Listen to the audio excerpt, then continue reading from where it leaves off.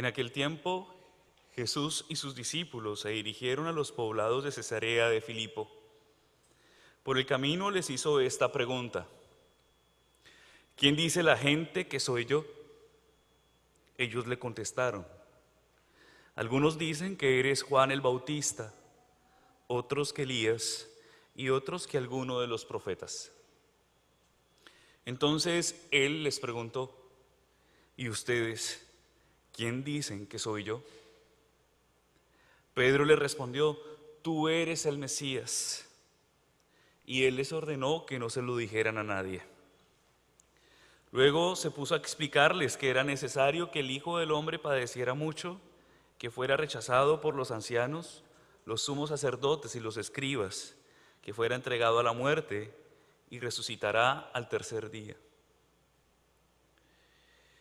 Todo esto lo dijo con entera claridad.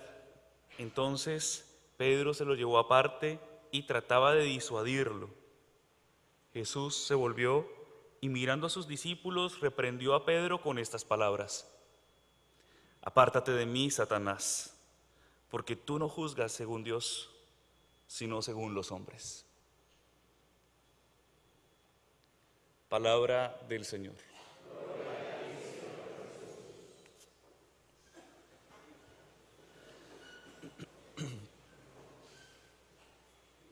Bueno, hoy tenemos en esta noche para meditar mucha tela para cortar, pero vamos a hablar de un personaje que hace parte de nuestra iglesia, este personaje que se llama Pedro. Yo pienso que Pedro es un modelo perfecto de lo que somos ustedes y yo en este proceso de fe, en este caminar. El Señor les pregunta a los discípulos: ¿quién dice la gente que soy yo? Y entonces pues los discípulos responden según las referencias y lo que han escuchado de los demás. Pero el Señor no le bastaba simplemente con que los discípulos supieran qué sabían los demás, ¿no?, de Él, sino que va a una segunda pregunta que es la que rompe, ¿no es cierto?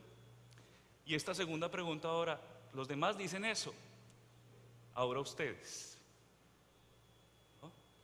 ¿Qué piensan los demás? Pues usted escucha muchas cosas de los demás, pero ahora, ¿qué piensa usted? Eso es lo que le estaba queriendo decir el Señor a los apóstoles. ¿Qué dicen ustedes? ¿Quién soy yo? Y entonces viene Pedro como modelo de la iglesia y responde: tú eres el Mesías. Y eso no le provino de la carne, le provino del Espíritu. En otros textos, en otros evangelios sinópticos que nos hablan del mismo texto, el Señor, en ese momento es cuando el Señor le entrega las llaves a Pedro. No lo dice en este evangelio, en el evangelio de San Marcos, pero en los otros evangelios, ustedes toman el mismo texto, el Señor le entrega las llaves a Pedro. Esto no te lo ha revelado la carne. El Señor se sorprende, se maravilla. Y entonces imagínense, tan maravillado está que le dice: toma las llaves de la iglesia ¿sí? Y todo lo que ates en la tierra quedará atado, y lo que desates en la tierra quedará desatado en el cielo. El Señor estaba pero sorprendido, admirado de Pedro. Pedro fue el primero en responder con claridad lo que es el Señor, el Mesías, es decir, el Salvador, el enviado. Pedro fue el primero en profesar, en reconocer que el que estaba caminando con ellos era Dios mismo, era el Señor.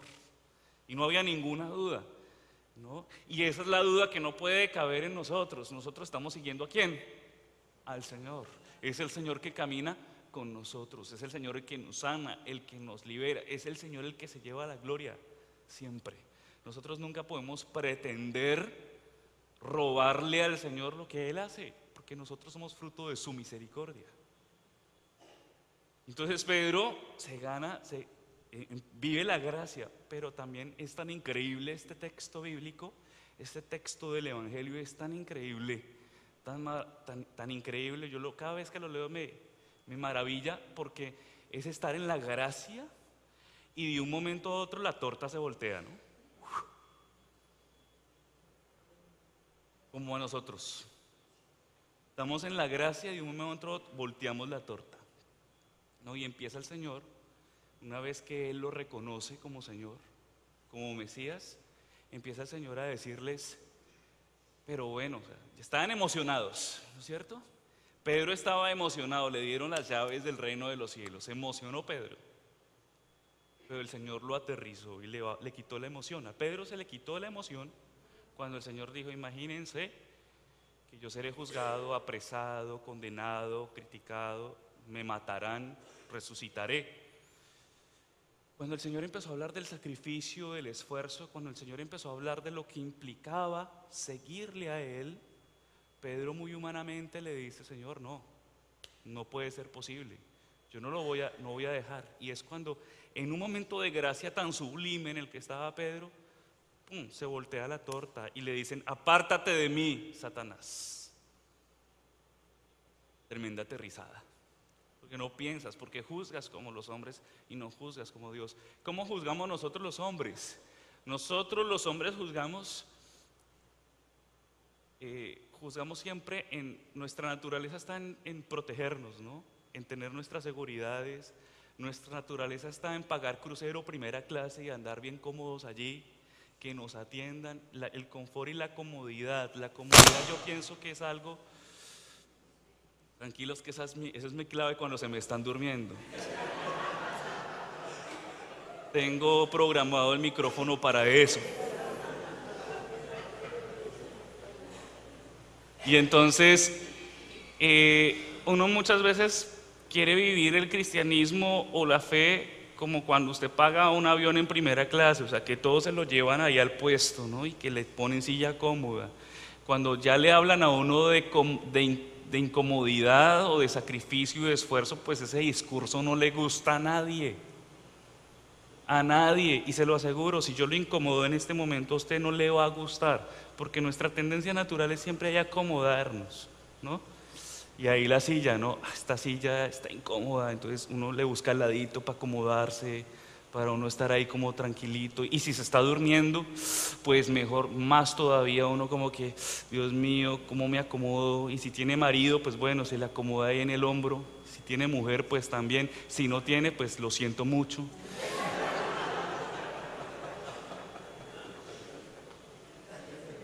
Pero desinstalarnos, desacomodarnos, salir de nuestras zonas de confort, eso no le gusta a nadie. No le gusta a nadie. O sea, uno sentir que no tiene las cosas bajo control no nos gusta a nadie, pero es el camino, esa es la teología, ese es el itinerario del Señor, el itinerario espiritual en el que el Señor nos quiere comprometer a vivir. Y es que no nos miente, no nos engaña. Dios no nos hace promesas políticas, Dios no es politiquero, Dios no le va a decir una mentira. Dios le dice: hijo mío, si decides seguirme, toma tu cruz, niégate a ti mismo y sígueme. Ese discurso, las iglesias estarían más llenas si el discurso fuera diferente, ¿no? Y no se trata de apocarse y de ahora entonces yo tengo que sufrir, tengo que sufrir y tengo que sufrir, tengo que desacomodarme, no. Sino es simplemente en cada situación de nuestra vida y en cada momento de nuestra vida, sea cual sea la situación que Dios permita que vivamos, tener un corazón de niño y dócil que se disponga a vivir cada momento como lo tenga que vivir, como lo tenga que vivir. Y esa es la manera como Dios piensa. ¿Por qué? Porque Dios tiene un lenguaje, cuando usted lee la palabra de Dios y la medita, está meditando y leyendo palabras de eternidad, un lenguaje de eternidad que nos cuesta a nosotros entender que somos polvo a tierra. Cuando usted medita la palabra del Señor, es eternidad lo que está escuchando. Mire, usted está en un mundo que pasa rapidito. Y usted ya sabe, ya conoce la técnica que ya se la di para saber que usted es una persona transitoria y pasajera. Ya la conoce, ¿no es cierto? Mírese al espejo. Mírese al espejo. Y más aún con la foto de hace 20, 15 años. Esa es la mejor técnica. Esa es la mejor técnica que uno tiene para decir miércoles. O sea, ya ¿cómo han pasado los años? ¿No? Dice la canción. ¿Cómo han pasado los años? ¿No? Pero no lleguemos a ese cómo han pasado los años con esa nostalgia del viejito, no, con esa nostalgia de aquel que supo supo vivir su vida con sus altas y sus bajas, pero que supo siempre levantarse y seguir al Señor, como lo hizo Pedro. Pedro es el modelo del éxito y del fracaso. Pedro fue exitoso porque siguió al Señor y lo reconoció a Él, pero también fracasó por su torpeza. Y eso es la iglesia.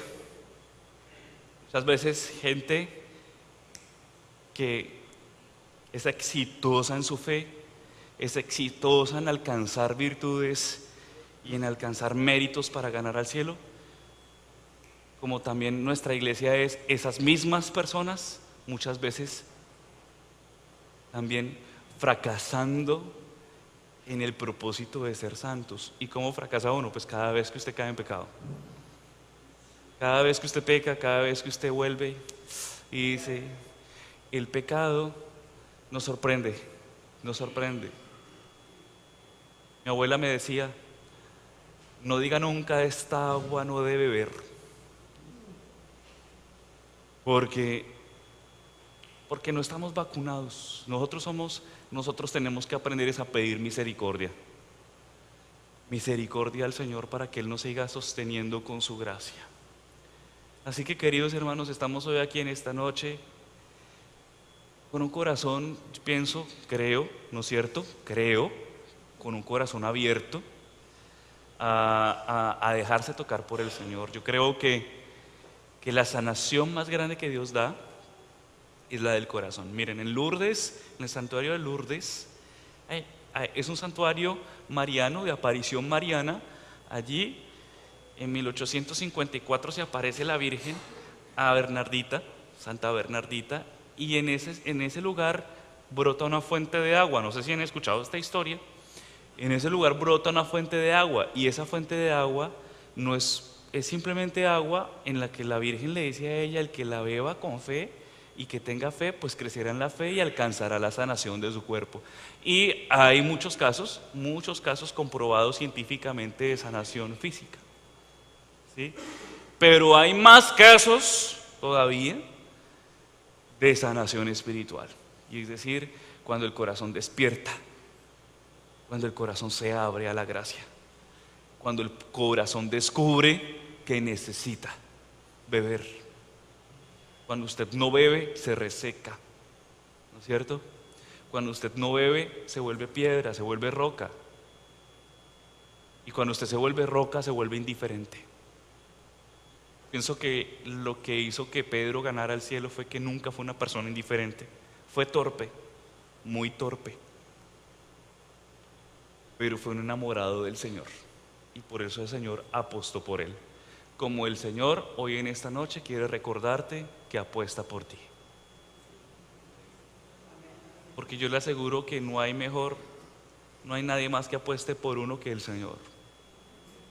Porque los demás, ni preguntemos. Ni preguntemos. Así que continuemos con la celebración de esta Eucaristía. Supliquémosle al Señor, allí a los pies de Jesús, a los pies del Maestro, que Él nos conceda la gracia de pensar, sentir y vivir como Él piensa, vive y siente. Amén.